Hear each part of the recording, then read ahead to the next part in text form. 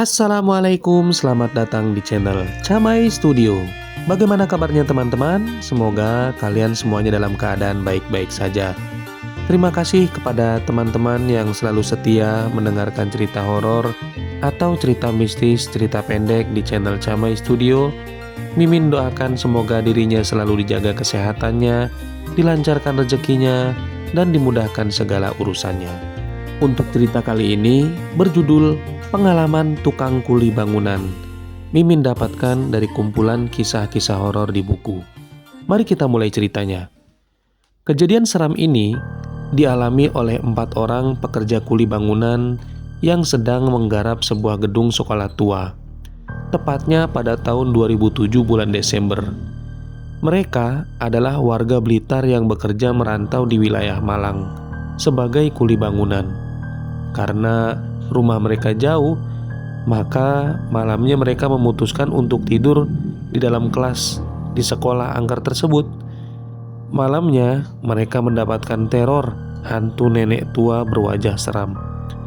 Konon sekolah ini berada di atas tanah angker menurut warga, karena dulunya adalah tempat makam masa penjajahan Belanda. Kini di tempat itu didirikan gedung-gedung sekolah yang terdiri dari 2 gedung, yaitu gedung utara dan selatan. Sejak sekolah ini berdiri, konon sering terjadi teror hantu. Ada murid yang pernah mengalami kesurupan pada saat jam istirahat di siang hari. Dan setelah sadar, ia mengaku melihat seorang nenek tua yang ingin mengajaknya pergi entah kemana. Bahkan ada seorang guru yang menderita lumpuh setelah bermimpi mengangkat gedung sekolah tua tersebut. Selain itu, beberapa guru maupun warga mengaku pernah melihat penampakan aneh. Misalnya, pintu tertutup sendiri maupun bayangan putih berkelebat. Bahkan, seorang wanita tukang sapu pernah melihat sosok wanita berbaju putih terbang di dalam ruangan gudang di sebelah SD tersebut. Ketika sedang dilakukan renovasi, ada 4 orang pekerja bangunan yang memulai membongkar gedung sekolah tersebut.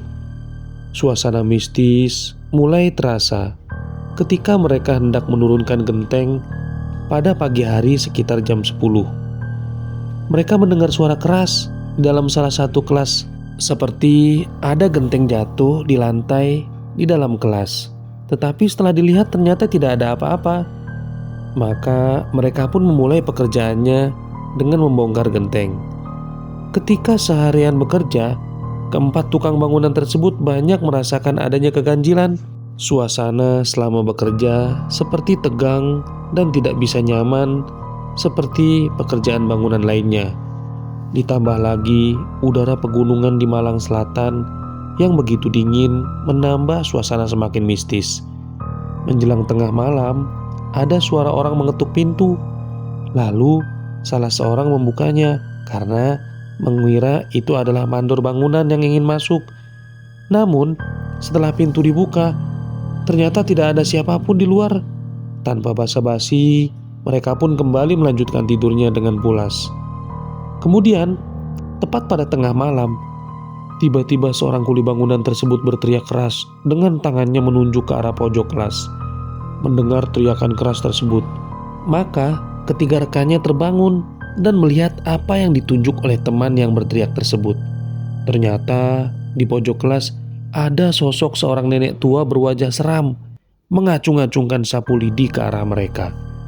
Sosok wanita tersebut mengenakan pakaian hitam, berambut tebal, berwarna putih, dengan wajah buruk serta matanya besar dan melotot. Hantu wanita tua tersebut tertawa terkekeh-kekeh sambil mengacungkan sapu lidinya ke arah para kuli bangunan dengan nada seperti mengancam. Maka kontan saja keempat kuli bangunan tersebut lari tunggang langgang tanpa memakai sandal dan berebut pintu. Mereka berlari sekencang-kencangnya sambil berteriak, "Hantu!" Semua barang-barang seperti selimut dan sarung mereka tinggalkan begitu saja. Mereka berlari ke arah jalan. Namun suasana pedesaan begitu sunyi, sepi, serta gelap gulita. sehingga tidak ada warga yang menolong mereka. Mereka pun akhirnya menunggu di depan sekolah itu sampai pagi tiba.